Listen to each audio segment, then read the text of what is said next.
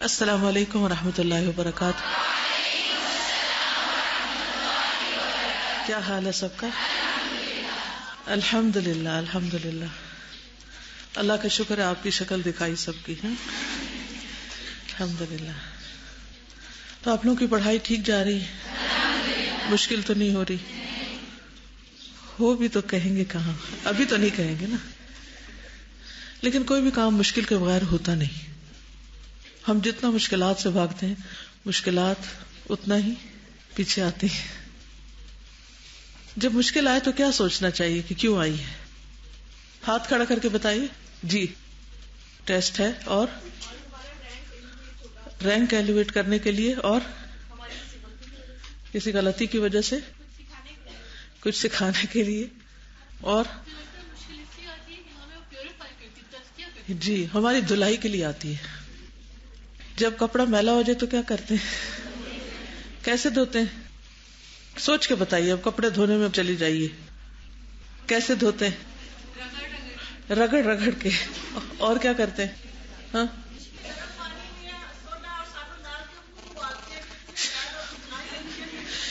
کبھی چولہے پہ چڑھا کے اس میں سرف اور سوڈا اور بہت سخت قسم کے ڈٹرجنٹ ڈال کے خوب ابالتے ہیں، کاٹتے ہیں اس کو تاکہ وہ اچھی طرح صاف ہو جائے. اور کیا کرتے ہیں؟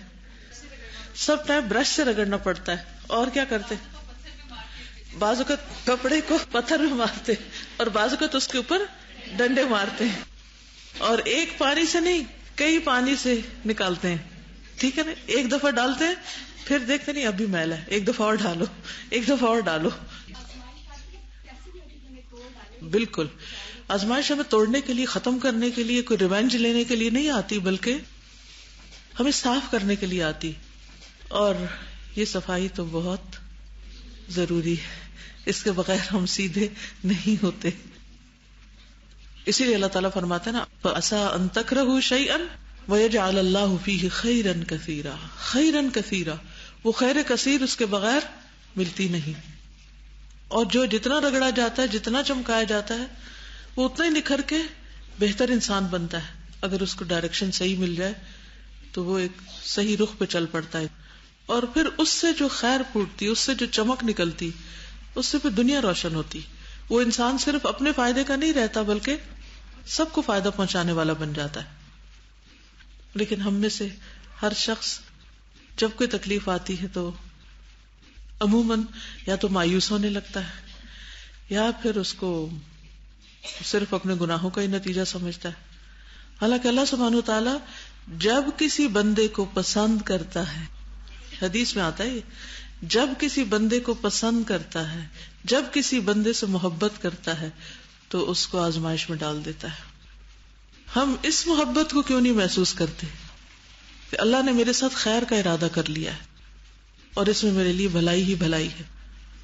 میرے نفس کے لیے ناگوار ہوتا ہے، میرا دل نہیں اس کو لینا چاہتا کیونکہ میری خواہشات کچھ اور ہوتی ہیں، میں کچھ اور چاہتا ہوں، میں اس میں اپنے لیے بھلائی چاہتا ہوں. تو جو میں اپنے لیے چاہتا ہوں وہ کم علمی پر مبنی ہوتا ہے، شارٹ سائٹڈنس ہوتی ہے. ہم وہ کچھ نہیں دیکھتے جو اللہ سبحانہ وتعالیٰ ہمارے لیے دیکھتا ہے. اور وہ حدیث بھی آپ کو یاد ہوگی کہ جب کسی بندے کا ایک اعلیٰ مقام اللہ تعالیٰ نے رکھا ہوتا ہے اور وہ اپنے عمل کی وجہ سے وہاں تک نہیں پہنچ سکتا تو اللہ سبحانہ وتعالیٰ اس کو تکلیف میں ڈال دیتے ہیں، مشکل میں ڈال دیتے ہیں. پھر وہ اس پر صبر کرتا ہے اور اس مقام تک پہنچ جاتا ہے. تو مومن کے تو ہر معاملے میں ہی خیر ہے. نعمت پہنچے تو شکر ادا کرتا ہے اور وہ اس کے لیے اچھا ہے، تکلیف پہنچے تو صبر کرتا ہے اور وہ اس کے لیے اچھا ہے. تو آج میں آپ کو ایک حدیث سنانے کے لیے آئی ہوں. راہ چلتے جانا میں نے کہیں اور تھا، لیکن میں نے اسلام آباد کا روٹ لے لیا کہ آپ سب سے ملاقات ہو جائے. تو انشاءاللہ ایک حدیث شیئر کروں گی آپ لوگوں کے ساتھ. نحمده ونصلي على رسوله الكريم اما بعد فاعوذ بالله من الشيطان الرجيم بسم الله الرحمن الرحيم رب اشرح لي صدري ويسر لي امري واحلل عقدة من لساني يفقهوا قولي. عبداللہ بن مسعود سے روایت ہے کہ رسول اللہ صلی اللہ علیہ وسلم نے فرمایا جس نے 4 کام کیے اس کو 4 چیزیں عطا کی جاتی ہیں. جس نے 4 کام کیے اس کو 4 چیزیں عطا کی جاتی ہیں. اور اس کا ذکر کتاب اللہ میں بھی ہے. نمبر 1، جس نے اللہ کو یاد کیا اللہ بھی اسے یاد کرتا ہے. دلیل کیا ہے؟ فاذکرونی اذکرکم، بس تم مجھے یاد کرو میں تمہیں یاد رکھوں گا. نمبر 2، جس نے دعا کی اس کی دعا قبول کی جاتی ہے. دلیل کیا ہے؟ ادعونی استجب لکم، سورۃ المؤمن. تم مجھ سے دعا کرو میں تمہاری دعا قبول کروں گا، میں سنتا ہوں، جواب دوں گا. نمبر 3، شکر کرنے والے پر اللہ تعالیٰ مزید فضل اور انعام کرتا ہے. لئن شکرتم لازیدنکم، سورۃ ابراہیم آیت 7. اور نمبر 4، جو اللہ سے استغفار کرتا ہے اللہ تعالیٰ اس کو بخش دیتا ہے. استغفروا ربکم انہ کان غفارا، اپنے رب سے بخشش مانگو، وہ بہت زیادہ بخشنے والا ہے. تو یہ 4 کام کرنے والوں کو 4 چیزیں مل جاتی ہیں، لیکن ہم ان 4 کاموں میں بہت کوتاہی کرتے ہیں. پہلی چیز ہے ذکر، اللہ کو یاد کرنا. آپ سب کرتے ہیں مختلف طریقوں سے، لیکن بعض اوقات ہم اس کو سیکوینس میں یا ایک پلاننگ کے ساتھ یا ایک پراپر آرگنائزڈ وے میں نہیں کرتے.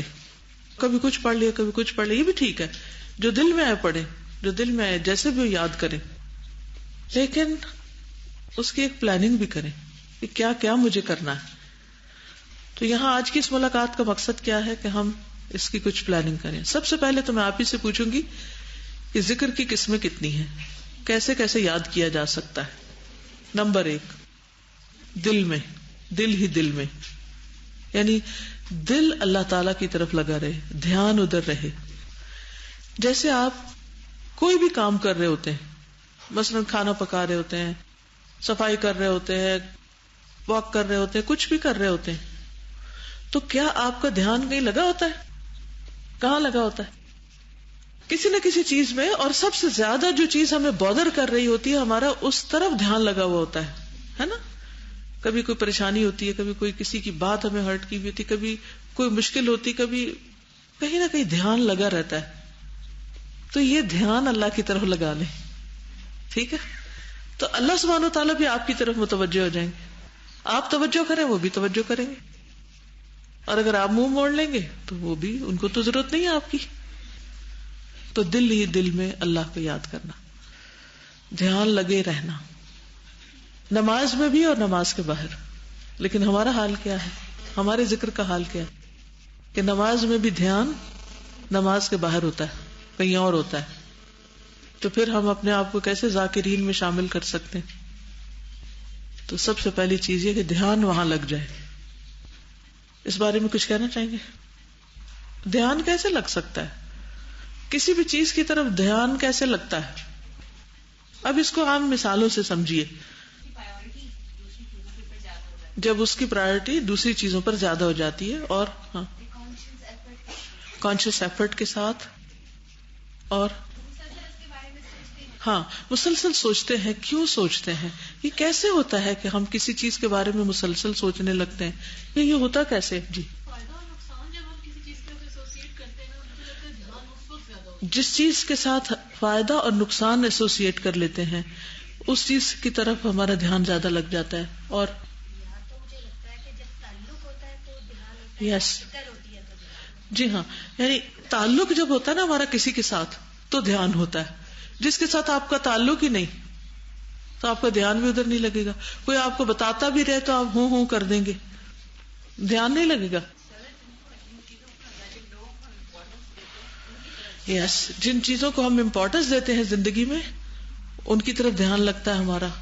دے are very important to us. پھر ہماری پرائرٹی پہ ہوتی ہیں وہ چیزیں، تو ادھر ہمارا دھیان لگا رہتا ہے.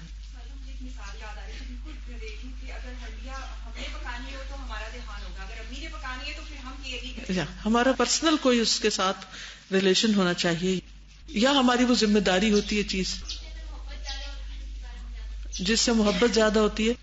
کسی کو کہنے کی نہیں ضرورت پڑتی، ادھر دھیان خود ہی لگ جاتا ہے.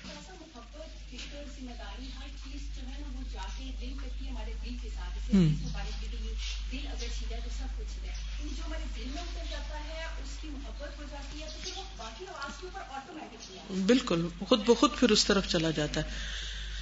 تو اگر اللہ سبحانہ تعالیٰ سے ہماری محبت ہر چیز سے زیادہ ہوگی تو ہمارا دھیان خود بخود ادھر لگا رہے گا. ہر چیز میں اس کی یاد آئے گی. سورج کو دیکھیں گے تو اس کی یاد آئے گی, سورج غروب ہوگا تو اس کو یاد کریں گے, بادل دیکھیں گے تو اس کو یاد کریں گے, ہوا چلے گی تو, سردی ہوگی تو, گرمی ہوگی تو, کچھ بھی ہوگا تو دھیان ادھر ہی ہوگا. ہر چیز میں اس کی طرف خیال جائے گا. جیسے کسی انسان سے محبت ہوتی ہے تو پھر ہم ہر چیز میں اس کو دیکھنے لگتے ہیں اور اس کے اعتبار سے ان چیزوں کو پرکھنے لگتے ہیں. تو ہمارا ٹارگٹ کیا ہونا چاہیے کہ کسی بھی انسان سے زیادہ اللہ کی محبت ہمارے دل میں ایسی ہو, یا اللہ کا خوف اتنا زیادہ ہو کہ ہمارا دھیان اس کی طرف لگ جائے. تو اس کا فائدہ کیا ہوگا؟ فاذکرونی اذکرکم. ایسے بندے اللہ تعالیٰ کی نگاہ میں ہوں گے. فإنک بأعیننا, ان کو اللہ کی مدد حاصل ہوگی, ان کو اللہ سبحانہ تعالیٰ کی رحمت کا حصہ ملے گا, ساری خیر و بھلائی ان کے لیے, کیونکہ وہ اللہ کے لیے, تو یہ ساری نعمتیں ان کے لیے. اور ذکر کیسے ہوتا ہے اور یاد کیسے ہوتی ہے؟ زبان سے. ٹھیک ہے, زبان سے اس کا تذکرہ کرتے رہتے ہیں, اس کی بات کرتے رہتے ہیں, یا اس کو یاد کرتے رہتے ہیں. اللہ سبحانہ تعالیٰ کو زبان سے یاد کرنے کا طریقہ کیا ہو سکتا ہے؟ تلاوت قرآن مجید, کیونکہ اللہ کا کلام ہے. ٹھیک ہے, اب اس کو میں نے کہا تھا کہ آرگنائز کرنا ہے, پلان کرنا ہے کہ کیسے کیسے کیا کیا کرنا ہے, زبان سے کیا کیا کرنا ہے. دل سے کرنے کے لیے تو محبت کو پیدا کرنا ہے, اور محبت پیدا کرنے کے لیے پھر وہ کون کون سے کام ہیں جن سے محبت پیدا ہوتی ہے ان کو کرنا ہے. اور دوسری طرف جب زبان سے کرتے ہیں تو اس میں نمبر 1 تلاوت. تو تلاوت کس کس وقت کرنی ہے؟ جب ہوم ورک ملے گا, اور جب ہوم ورک ختم ہوگے تو تلاوت ختم. زندگی بھر کے لیے ایسا طریقہ اختیار کیجئے کہ کچھ بھی ہو جائے, سفر میں, حضر میں, کچھ بھی, لیکن آپ کی تلاوت نہ چھوٹے.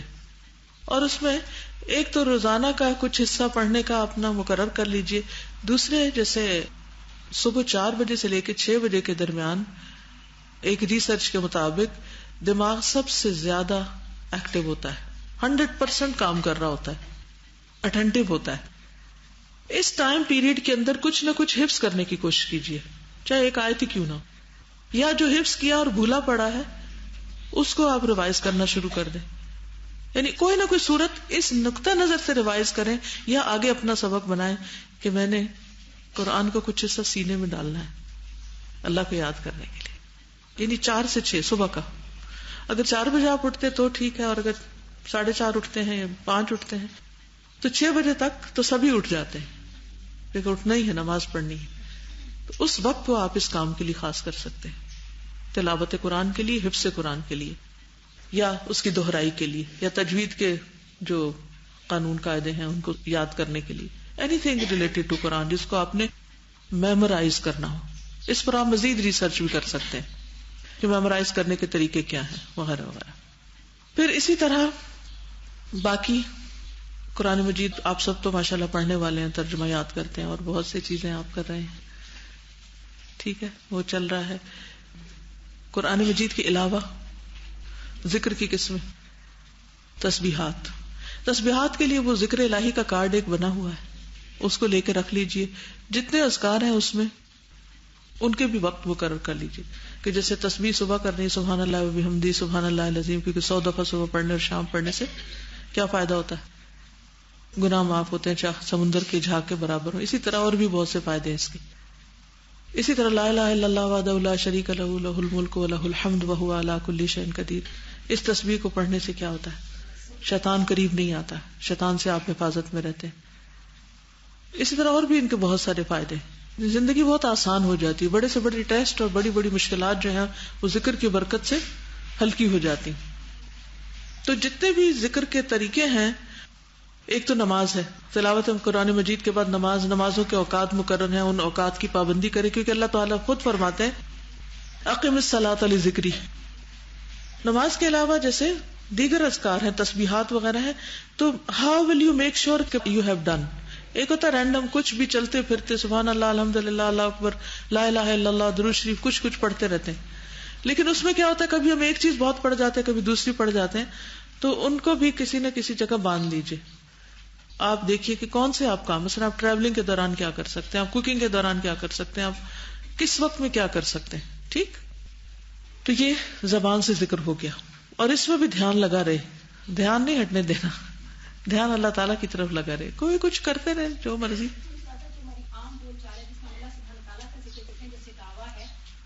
جی تذکرہ جس کو کہتے ہیں نا، تذکرہ. آپ دوسروں سے تذکرہ کریں، آپ انفارمل وے میں تذکرہ کریں، آپ فارمل وے میں تذکرہ کریں، تذکیر کریں، درس دیں، کچھ بھی کریں، تعلیم دیں. یہ سارا پھر زبانی ذکر ہو جاتا ہے. ٹھیک ہے نا. اور کیا ہو سکتا ہے اس میں؟ جی ذکر میں صبح شام کی دعائیں، سونے جاگنے کی دعائیں پڑھ رہے ہیں؟ مزہ آ رہا ہے پڑھ کے؟ الحمدللہ.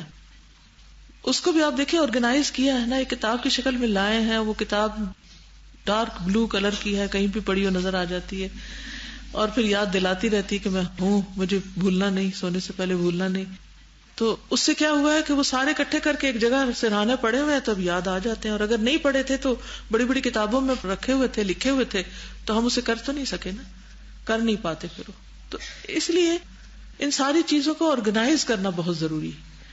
اب اگر یہ کتاب آپ کے سرہانے نہیں پڑھی نا، آپ پڑھ نہیں سکتے پھر، تو اس کو سرہانے رکھنا ضروری. یہ ہے میرا مقصد آرگنائز کرنے کا. جی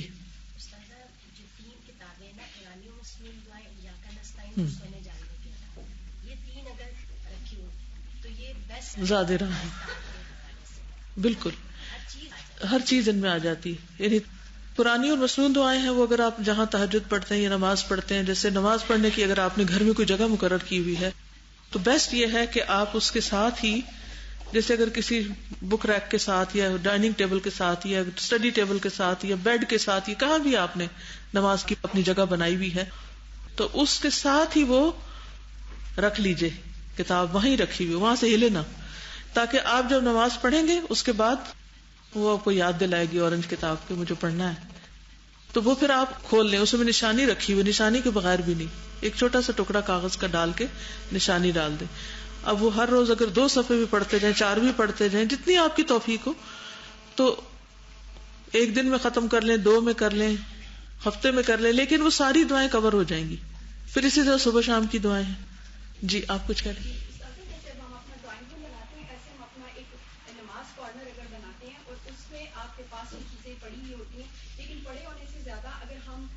چارٹ پیپر یا کوئی ایسا چاک بورڈ ٹائپ کی چیز لگا لیں، اور یہی بکس آسان کہیں تو یہ 2 بکس لے لیں، ان کو کھول لیں تو ان کے فرنٹ بیک جو ہے وہ سارے آپ اپنے سامنے لگا لیں، تو آتے جاتے ایک تو دعویٰ بھی سائلنٹ ہی ہوتی رہتی ہے اور خود آپ کو بھی یاد رہتا ہے. اور بھی کوئی گھر میں آتا ہے تو وہ بھی آ کے پڑھنے لگتا ہے کہ یہ کیا لکھا ہوا ہے، یہ کیوں پڑھتے ہیں. کیونکہ ہر بندہ آپ سے پریشانی کا ذکر تو ضرور کرے گا کہ میرا یہ مسئلہ، مجھے کوئی وظیفہ بتا دے. تو جو مسنون چیزیں ہیں اس سے بہتر کیا ذکر ہو سکتا ہے.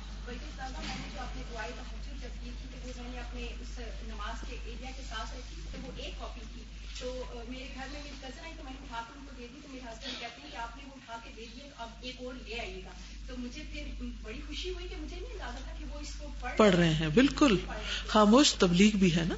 ٹھیک ہے جی. آپ قرآنی اور مسنون دعاؤں کی ایپ بھی بن گئی ہے الحمدللہ. ایاک نستعین کی تو بنی ہوئی تھی اور قرآنی اور مسنون کی بنی ہوئی ہے، اور اس کے علاوہ ایک اور ایپ بھی بنی ہوئی ہے، اس کا پتہ ہے آپ کو؟ Quran for all. Yes, in every hand in every heart. تو ہینڈ میں آ گیا. آپ جو بھی جب سننا چاہیں آپ کھولیں اور اپنا لیسن ریوائز کریں، کچھ کریں. تو جس کے پاس بھی اینڈرائڈ ہے یا اسمارٹ فونز ہیں جن پر وہ ایپ کھلتی ہے، تو تجوید کا لیسن نکال لیں، کچھ نکال لیں، انشاءاللہ تعالی فارغ نہیں رہ سکتے. ذکر ہی ذکر ہے. اور جی شاباش، اسماء حسنہ سے پکارنا. اسماء حسنہ کا کارڈ بھی بس چھپنے والا ہے، میں تو ڈمی ساتھ لے کے جا رہی ہوں، تو بہت ہی خوبصورت چھپ رہا ہے. تو انشاءاللہ تعالی میرا ارادہ ہے مارچ کے مہینے میں یہ اسماء حسنہ مکمل پڑھانے کا. تو اگر وہ یعنی پورے ہو جاتے ہیں تو پھر انشاءاللہ اللہ کے ناموں کے ساتھ یاد کرنے کا خود اللہ تعالیٰ نے حکم دیا. وَلِلَّهِ الْأَسْمَاءُ الْحُسْنَى فَادْعُوهُ بِهَا. اللہ کے ہیں سب اچھے اچھے خوبصورت نام، اسے ان ناموں کے ساتھ پکارو. یہ اللہ تعالیٰ نے خود حکم دیا ہے. فَادْعُونِي. تو اس کے ساتھ دعائیں بھی مانگ سکتے ہیں. دعاؤں کی شکل میں اذکار کرنا. تذکرہ میں اور کیسے کیسے کر سکتے ہیں تذکرہ؟ ازواج مطہرات کو اللہ تعالیٰ نے حکم دیا تھا. کسی کو وہ آیت یاد ہے؟ شاباش. وَاذْكُرْنَ مَا يُتْلَى فِي بُيُوتِكُنَّ مِنْ آیات اللہ والحکمہ، کہ اللہ کی آیات اور حکمت کی باتوں میں سے جو اللہ تعالیٰ نے نازل کیا ہے اس کا تم ذکر کرتی رہو، یعنی خود بھی پڑھو اور دوسروں کو بھی بتاؤ، تذکرہ بھی کرو ان کا. ٹھیک. بنی اسرائیل کو اللہ تعالیٰ نے حکم دیا تھا نا ذکر کا، یا بنی اسرائیل اذکروا نعمتی التی انعمت علیکم. تو اس سے یہ بھی پتہ چلتا ہے کہ نعمتوں کا بھی ذکر کرنا چاہیے، نعمتوں کو بھی یاد رکھنا چاہیے اور نعمتوں کا بھی تذکرہ کرنا چاہیے. اما بنعمت ربک فحدث، رب کی نعمتوں کی تحدیث کیجیے، ان کو بیان کیجیے. ٹھیک ہے. اب اس کو اگر آپ آرگنائزڈ وے میں کر لیں نا تو اپنے پاس لکھ کے رکھ لیں کیا کیا کرنا ہے، تو انشاءاللہ وہ چارٹ اگر بن جائے گا تو اس سے پھر آپ بھولیں گی نہیں. جی آپ. شاباش، ویری گڈ. ایک ہوتی ہے اللہ سبحانہ و تعالیٰ سے اپنی زبان میں بات کرنا، یہ سارے اذکار اور یہ ذکر کی قسمیں تو بہت اچھی ہیں. اب ایک ہے اپنے دل ہی دل میں پکارنا، زبان سے پکارنا، اپنے مسائل بیان کرنا، اپنے انداز میں رب کو یاد کرنا. جو بیسٹ سے بیسٹ، اچھے سے اچھا طریقہ آپ سوچ سکتے ہیں اپنے رب سے کمیونیکیٹ کرنے کا. پیغمبروں کی جو دعائیں ہیں ان میں اگر آپ غور و فکر کریں تو آپ کو یہی انداز نظر آئے گا. یونس علیہ السلام پہ جب مشکل آئی تو انہوں نے کیا کیا؟ لا الہ الا انت سبحانک انی کنت من الظالمین. ہمیں مشکل آئے تو کیا کرنے چاہیے؟ اللہ اللہ ربی لا اشرک بہ شیئا. جب کوئی مشکل پڑتی ہے ہمیں سب سے پہلے کون یاد آتا ہے؟ سچ بولیے. کسی کو امی یاد آتی، کسی کو ابا یاد آتے، کسی کو کوئی یاد آتا ہے. تو جب تک اللہ سبحانہ و تعالیٰ سب سے پہلے یاد نہ آئے تو ابھی تک پھر ہم پیچھے ہیں، ایمان ناقص ہے. صبر پہلی چوٹ اور پہلے صدمے پہ ہوتا ہے نا. جب ہمارا دل گھبراتا ہے، ہمیں مشکل پڑتی ہے تو ہم کہتے ہیں کس سے بات کروں، کس کو دکھ سناؤں، کس کو فون کروں، کس کے سامنے اپنے فرسٹریشن کا اظہار کروں. اور جہاں ہمیں کوئی ذرا سا بھی ہمدرد مل جائے تو ہم اس کو قصہ سنانے لگ جاتے ہیں، راہ چلتے قصہ سنانے لگ جاتے ہیں. اکثر لوگوں کا یہ مسئلہ ہوتا ہے کہ میری ایک پریشانی ہے، مجھے اس کا ذکر کرنا ہے آپ سے. ہم کیوں سمجھتے ہیں کہ انسانوں کے پاس کوئی جادو کی چھڑی ہے کہ وہ ہمارا مسئلہ سنتے ہی حل کر دیں گے. ٹھیک ہے، کسی سے ایڈوائس لینا وہ بھی ایک کام ہے، لیکن کیا آپ نے واقعی اس معاملے میں بھی اللہ سبحانہ تعالیٰ سے کوئی رہنمائی لی؟ اللہ کو کتنا پکارا ہے. جب ہم اللہ سبحانہ تعالیٰ کو پکار لیتے ہیں نا، یاد کر لیتے ہیں، خوب خوب رو کے دعائیں التجائیں کرتے ہیں تو اللہ تعالیٰ ہمارے دل میں حل بھی ڈال دیتا ہے. پھر جا کر اگر کسی ایک بندے سے ہم بات کرتے ہیں تو اللہ تعالیٰ اس کے منہ سے کوئی ہماری رہنمائی کی بات کروا دیتا ہے. لیکن جب ہم اللہ کو بھول کر بندوں کو دکھ سناتے رہتے ہیں تو کبھی مسائل حل نہیں ہوتے. پھر ہم ایک وتیرہ بنا لیتے ہیں، اس کو مسئلہ سنایا، اس سے مایوس ہوئے تو اس کو سنایا، اس کو سنایا، اس کو سنایا، سارا وقت صرف کہانیاں کرتے رہتے ہیں. اور ان سے بھی ہم حل کوئی نہیں چاہ رہے ہوتے کہ وہ ہمیں کوئی سولوشن بتائیں، ان کو بھی صرف سنانا چاہتے ہیں. کتنی سنائیں گے اور کتنی دفعہ سنائیں گے؟ اور آج تک سنا سنا کے انہوں نے دیا کیا؟ لوگوں نے ہماری کیا مدد کی؟ ٹھیک ہے، تو کیا کرنا ہے؟ فَاذْكُرُونِي أَذْكُرْكُمْ فَاذْكُرُونِي أَذْكُرْكُمْ أَذْكُرْكُمْ. یہ کون وعدہ کر رہا ہے؟ اللہ تعالیٰ.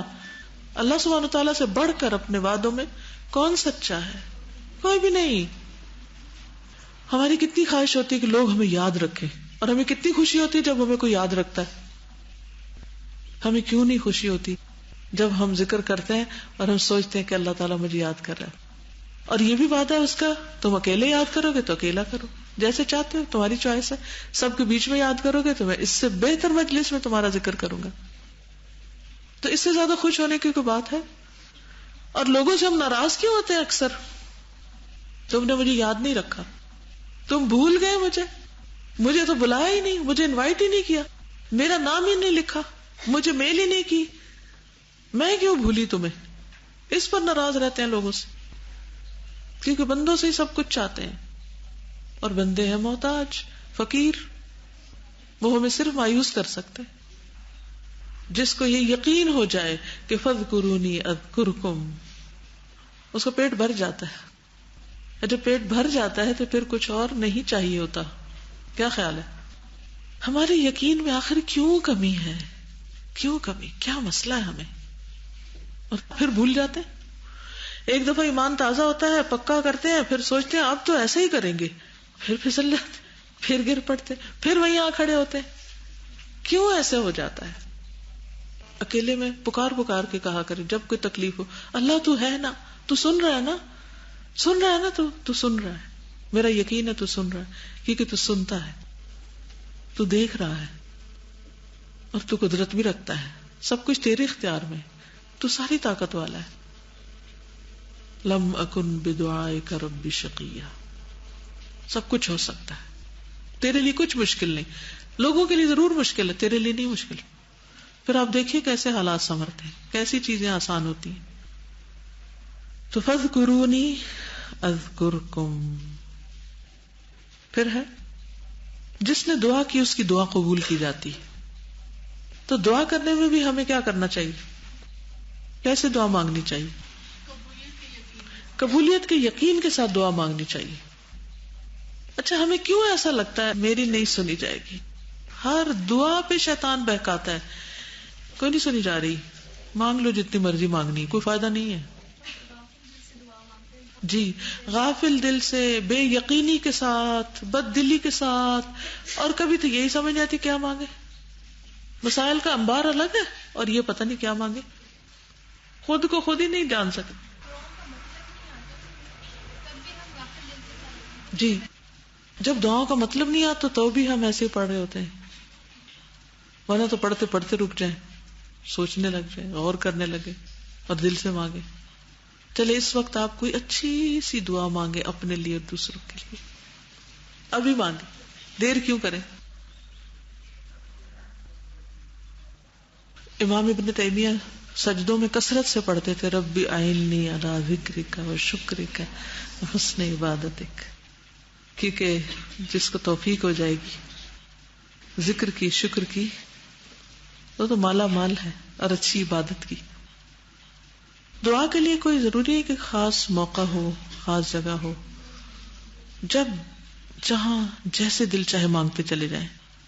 اور خاص طور پر تہجد کے وقت کی دعاؤں کے بارے میں کیا آتا ہے؟ اللہ تعالیٰ کیا فرماتے ہیں؟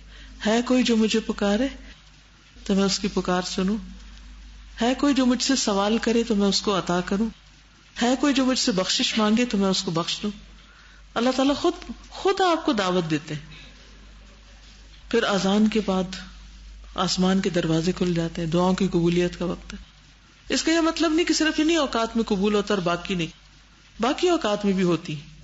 اب معلوم نہیں آپ میں سے جس نے جو کچھ مانگا ہے وہ کس کس رنگ میں قبول ہو گیا ہو، کیونکہ یقین کے ساتھ مانگنا تھا اصل میں. تو تیسری چیز، شکر کرنے والے پر اللہ مزید فضل اور انعام کرتا ہے. کس چیز کا شکر ادا کرے؟ اللہ کی نعمتیں تو بے شمار ہیں. وما بکم من نعمت فمن اللہ، جو نعمت ہے اللہ کی طرف سے، سب نعمتوں کا، لیکن کوئی ایک خاص نعمت اس وقت یاد کرے اور اس پر شکر کرے. ایمان کی نعمت، اور قرآن کی نعمت، اور صحت اور عافیت. وَإِن تَعُدُّوا نِعْمَتَ اللَّهِ لَا تُحْصُوهَا. لیکن ہم بھی سوچ سوچ کے بول رہے ہیں، اچھا کوئی ہے نعمت ہمارے پاس، ذرا اس کا ہم ذکر تو کریں. کچھ لوگ ہیں تو ہاتھ بھی نہیں کھڑا کرنے کی زحمت کی، لگتا ہے ان کے پاس کوئی نعمت ہی نہیں ہے. حقیقت یہ ہے کہ ہم نعمتوں کے اظہار میں، اقرار میں بھی کنجوس ہیں. پریکٹس نہیں ہے.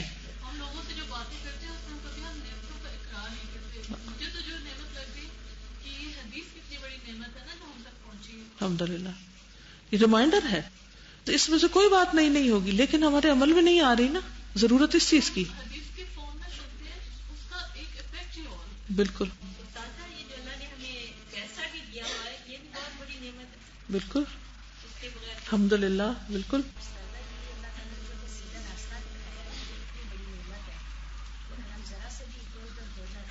بالکل بالکل. اور اللہ تعالیٰ ہمیں مزید اس پر چلنے کے مواقع عطا کر رہا ہے، سپورٹ دے رہا ہے. الحمدللہ، بالکل. اور پھر صراط الذین انعمت علیہم، اللہ سبحانہ وتعالیٰ نے ہمیں محبت دی ہے اس راستے کی، ان لوگوں کی کہ جن پہ اللہ نے فضل کیا ہے، جن پر اللہ نے انعام کیا ہے، من النبیین والصدیقین والشہداء والصالحین. بہت بڑی نعمت اللہ کی. یہ جو آپ کو حمد کی دعائیں بتائی گئی تھی نا، اسٹوڈنٹس ریسورسز پر ہیں بھی صحیح، شاید آپ نے دیکھی ہو. تو حضرت حسن بصری کو ام سلمہ نے پالا تھا نا، یعنی تابعی تھے. تو وہ جب کوئی خطبہ یا کوئی درس دیتے تھے اس سے پہلے یہ پڑھا کرتے تھے. اور میرا دل چاہتا ہے کہ اس کو ہم پرنٹ کرا لیں اور ایک ایک لفظ اس کا آتا ہو. اتنی خوبصورت الفاظ میں اللہ کی حمد کی ہوئی ہے. ہمیں حمد نہیں کرنی آتی، ہمیں اس میں ایک ایک نعمت کا ذکر ہے، اس میں وہ نعمت کا ذکر کرتے پھر حمد کہتے، پھر نعمت کا ذکر کرتے پھر حمد کرتے، اور آن اینڈ آن، نعمت کے بعد نعمت، اور ایسی ایسی نعمتیں جس کے بارے میں ہمارا کبھی دھیان بھی نہیں گیا. تو اللہ سبحانہ تعالیٰ نے ایسے لوگ چنے ہیں نا، کچھ دی تو سب کو صلاحیت ہے، لیکن کچھ نے استعمال کی اور کچھ نے شیطان کے بہکاوے میں آ کے ضائع کر دی. تو کچھ لوگ ان چیزوں کو جو محسوس کرتے ہیں پھر ان کو الفاظ کی شکل دیتے ہیں، پھر ان کو لکھ دیتے ہیں، پھر ان کو نسلوں کے لیے چھوڑ دیتے ہیں. کئی 100 سال سے وہ کتابوں میں چیز موجود ہے، اور آج اگر کوئی اچھے خوبصورت الفاظ میں پڑھ کر ہم تک پہنچا دیتا ہے تو اس کا بھی شکریہ، اور اتنی بڑی نعمت. تو حمد کے ایسے الفاظ جو نبی صلی اللہ علیہ وسلم سے ہوں، جو صحابہ سے مروی ہوں، جو تابعین سے مروی ہوں، ان کو پڑھتے رہنا چاہیے، سنتے رہنا چاہیے، ان کا ذکر کرنا چاہیے ان الفاظ میں، خوبصورت الفاظ میں، کیونکہ یہ ایک بہت پاورفل چیز ہے. اسی لیے حضرت سلیمان علیہ السلام نے کہا تھا رب اوزعنی ان اشکر نعمتک التی انعمت علیہ، اللہ مجھے توفیق دے، مجھے کرنا سکھا دے. ہمیں تو شکر آتا نہیں ہے کرنا، مشکل ہی ہے. تو شکر کرنے والے پر اللہ تعالیٰ مزید فضل اور انعام کرتا ہے. لئن شکرتم لازیدنکم. اور چوتھی چیز جو اللہ سے استغفار کرتا ہے، اللہ اس کی مغفرت کرتا ہے. ہر وقت ہم سے گناہ ہوتے ہیں، ہر وقت تو غلطیاں ہوتی ہیں، اور ہم اسی میں الجھے اٹکے رہتے ہیں. غلطی ہو گئی، ہم سے غلطی ہو گئی، اب کیا کریں، پتہ نہیں معافی ہوگی کہ نہیں. جتنا وقت اس میں ضائع کر رہے ہیں کہ معافی ہوگی یا نہیں، اتنے وقت میں کیا کریں اور معافی مانگ لیں، اور اس یقین کے ساتھ مانگے کہ فَقُلْتُ اسْتَغْفِرُوا رَبَّكُمْ إِنَّهُ كَانَ غَفَّارًا يُرْسِلِ السَّمَاءَ عَلَيْكُمْ مِدْرَارًا وَيُمْدِدْكُمْ بِأَمْوَالٍ وَبَنِينَ وَيَجْعَلْ لَكُمْ أَنْهَارًا مَا لَكُمْ لَا تَرْجُونَ لِلَّهِ وَقَارًا. اللہ سب کچھ دے گا، استغفار کی ضرورت ہے، کثرت سے استغفار کی ضرورت ہے، خوب خوب بخشش مانگنے کی ضرورت ہے. اور اللہ تعالیٰ اس سے خوش ہوتے ہیں. جب ہم سے غلطی ہو جاتی ہے نا، ہم مایوسی کی طرف زیادہ ٹلٹ ہونے لگتے ہیں، ہمت چھوڑ بیٹھتے ہیں. اب اتنی بڑی غلطی ہوگی، اب تو کیا ہوگا. دیکھیں اللہ تعالیٰ ایسے لوگوں سے محبت کرتے ہیں جو توبہ کرتے ہیں. یحب التوابین.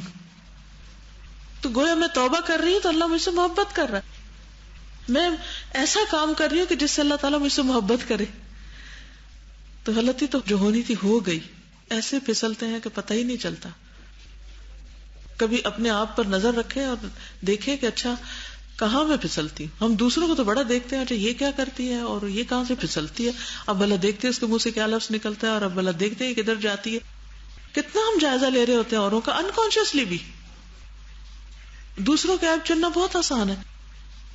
اس نگاہ کو اپنی طرف موڑ لیں، لیمپ کا رخ ادھر کر لیں، اپنی طرف کر لیں، اور خوب جائزہ لینا شروع کر دیا کر. اچھا بھلا ابھی کیا کہوں گی، اب وہ مجھے جو اس طرح کہے گا تو پھر میرا بھی ایکشن کیا ہوگا، تو پھر کیا ہوگا، تو پھر کیا ہوگا.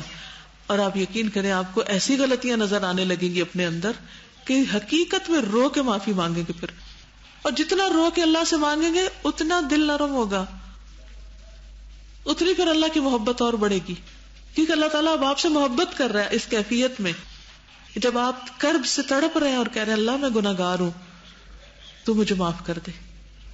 تو جب کوئی نعمت دور جانے لگے، جب کوئی نعمت چھننے لگے تو فوراً استغفار شروع کرے. کوئی کام رکنے لگے تو استغفار کرے، کسی چیز کی ضرورت پڑ جائے تو استغفار کرے.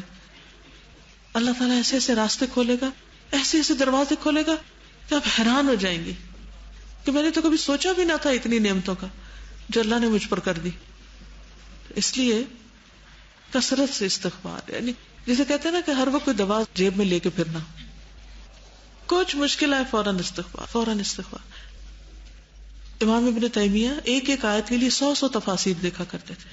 پھر کسی ویران مسجد میں نکل جاتے، یعنی ایسے علاقے میں جہاں مسجد آباد نہ ہوتی، مسافر جیسے ہوتے ہیں، کبھی آیا کوئی پڑ گیا، آبادیوں سے دور جو مسجدیں ہوتی، وہاں پر اپنے منہ کو مٹی لگاتے، اللہ کے آگے روتے، عاجزی کرتے، کثرت سے استغفار پڑھتے کہ اللہ مجھے علم دے، اے آدم کو سکھانے والے مجھے بھی سکھا دے، اے ابراہیم کو سکھانے والے مجھے بھی سکھا دے، اے سلیمان کو فہم دینے والے مجھے بھی فہم دے دے.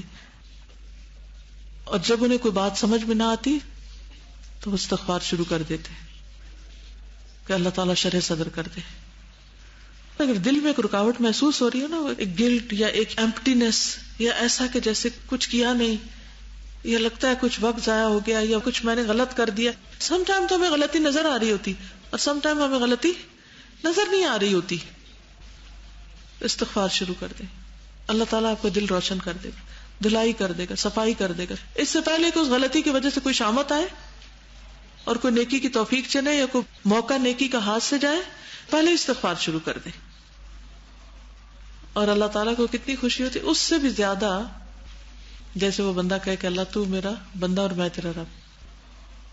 کبھی آپ کو اتنی زیادہ خوشی ہوئی کسی نعمت کے ملنے پر اور منہ سے کوئی ایسا لفظ نکل گیا؟ یس، ایک تو میرے منہ سے نکلا اللہ میرا شکر. یہ کہنے کی بجائے اللہ تیرا شکر، میں نے اتنی میں ایکسائٹیڈ ہو گئی تھی اللہ میرا شکر. تو مجھے ایک دم وہی حدیث یاد آئی کہ یا اللہ ایسے واقعی ہوتا ہے کہ کوئی خوشی میں اتنا زیادہ یعنی اتنے دل سے شکر ادا کرے کہ اسے یہ بھی بھول جائے کہ وہ کیا رہا ہے. تو ایسا ہو جاتا ہے اگر ہم واقعی حقیقت میں شکر ادا کرنا چاہتے ہیں یا حقیقت میں توبہ کرنا چاہتے ہیں. اللہ تعالیٰ معاف کرنے والا ہے. چلیے وقت ختم ہو گیا. ابھی لاہور کا کورس کروا کر آئی ہوں. لاہور میں الحمدللہ الہدا کو ایک بلڈنگ ملی. پچھلے سال میں نے اس کو وزٹ کیا تھا اور اس سال تو وہ ایک چھوٹا سا آپ کو کلپ دکھاؤں گی کہ کس طرح ہر کام کو ایک وقت لگتا ہے. اور جیسے آپ لوگوں نے ابھی ایڈمیشن لیا ہے تو ابھی آپ ایک را فارم میں ہیں، پھر آپ اس کے بعد محنت کرتے رہیں گے، پھر آپ چمک جائیں گے، پھر اور محنت کریں گے تو اور اچھے ہو جائیں گے. ٹھیک ہے، ایسے جسٹ سم گلمپسز ہیں. یہاں پر ابھی میں عقیدہ کا کورس کروا کر آئی ہوں. اس وقت کی بلڈنگ بن چکی ہے الحمدللہ. یہ ہم 2013 میں گئے تھے، یہ اسی قسم کا موسم، تو پیچھے ساری دھند نظر آ رہی. یہ جب پہنچے اس وقت نیکسٹ ابھی آپ دیکھیے کہ اس بلڈنگ میں داخل ہو رہے ہیں اس شکل میں. یہ پچھلے سال کی بات ہے اور یہ اس سال کی. نیکسٹ صرف ایک سال بعد یہ اندر آ چکے ہیں بلڈنگ کے اندر. بالکل وہی پیسے جائیے. نیکسٹ سیڑھیوں پہ چڑھ رہے ہیں، وہی سیڑھیاں اندر آ چکے ہیں گھر کے پیسیج پہ. واپس پلٹ رہے ہیں. یہ ہال بن رہا ہے اور یہ بن چکا ہے. یہ بن رہا ہے، سوچ رہے ہیں کہاں پر ٹیبل ہو، کہاں کیا ہو، اور یہ ٹیبل لگ چکا ہے. نیکسٹ مشورے ہو رہے ہیں مختلف چیزوں کے. نیکسٹ یہ تھوڑی سی بلڈنگ کی جھلکیاں ہیں. یہ انٹرنس ہے. پتہ چل رہا ہے اسلام آباد کا بورڈ ہے، ایک لاہور کا ہے. لیکچر ہال کے اندر جانے کے دروازے. نیکسٹ اپوزٹ سائڈ ہے سٹنگ اور ڈائننگ ایریا، پریئر ایریا. یہ لائبریری ابھی بن رہی ہے، کچھ چیزیں رکھی ہوئی. نیکسٹ ہر چیز ایک را فارم میں. پھر ایک سال بعد اس کو دیکھیں گے تو کچھ اور نظر آئے گا. یہ بیسمنٹ ایریا ہے جس میں اسٹوڈینٹس کا ہاسٹل ہوگا. نیکسٹ کافی روشن ہے. یہ بھی بیسمنٹ کا ہال ہے، دونوں طرف سے روشنی آتی ہے. نیکسٹ یہ بیڈ رومز ہیں، میٹرس وغیرہ ہے. نماز کا ایریا، سرونگ ایریا چھت پہ ہے. یہ اوپر ابھی بنے گا، تھوڑا رہتا ہے ابھی کام. وضو کا ایریا، واش رومز کی سائڈ ہے. یہ اوپر چھت سے نظر آتا ہے باہر، روف ٹاپ. نیکسٹ سولر انرجی وہاں پر ارینجمنٹ ہے. یہ سولر انرجی کے پینلز لگے ہوئے. بیسیکلی یہ جن اسٹوڈینٹس نے پڑھ لیا ہے، یہ جو اسٹاف ہے ان کے لیے جیسے ابھی عقیدہ واسطیہ کا شارٹ کورس ہوا ہے، پھر کچھ عرصے کے بعد ایک اور کورس ہوگا. پھر اسی طرح مختلف شہروں سے جیسے آس پاس لاہور کے گرد کے شہر ہیں ان سب کو بلا کر وہاں پر مختلف سبجیکٹس کے لیے ٹریننگ وغیرہ دی جائے گی. تو ایک ریسرچ اور ٹریننگ سینٹر سمجھیں. ٹھیک ہے. آپ کو دکھانے کا مقصد یہ تھا کہ تھوڑا سا انداز ہو جائے کہ میں کہاں سے ہو کر آ رہی ہوں. دوسرا یہ کہ یہ چیز مجھے بہت فیسینیٹ کی تھی کہ جب چیزیں را شکل میں ہوتی ہیں تو انسان کو کچھ نظر نہیں آتا کہ یہاں کیا بنے گا, کیا ہوگا, اور کب بنے گا, اور کیسا ہوگا, کیا شکل ہوگی. جس طرح آپ لوگ ابھی پڑھ رہے ہیں تو پھر آپ کو یہ فکر ہے کہ پتہ نہیں کیا ہوگا. یہ توہمات سب کے اندر ہوتے ہیں, لیکن جب بن جاتا ہے تو پھر انسان کہتا ہے کہ ہاں. اور اسی طرح مجھے یہ بھی خیال آ رہا تھا کہ ایک یہ دنیا کے گھر ہے جس میں ہم رہیں, اور ایک جنت. جنت تو ہم نے دیکھی نہیں, تو ہمیں اس گھر کے لیے نہیں, اس گھر کے لیے کوشش کرنی ہے جو ہمیشہ کے لیے. چلیے اجازت. سبحانک اللہم و بحمدک اشہد ان لا الہ الا انت استغفرک و اتوب الیک. السلام علیکم و رحمۃ اللہ وبرکاتہ.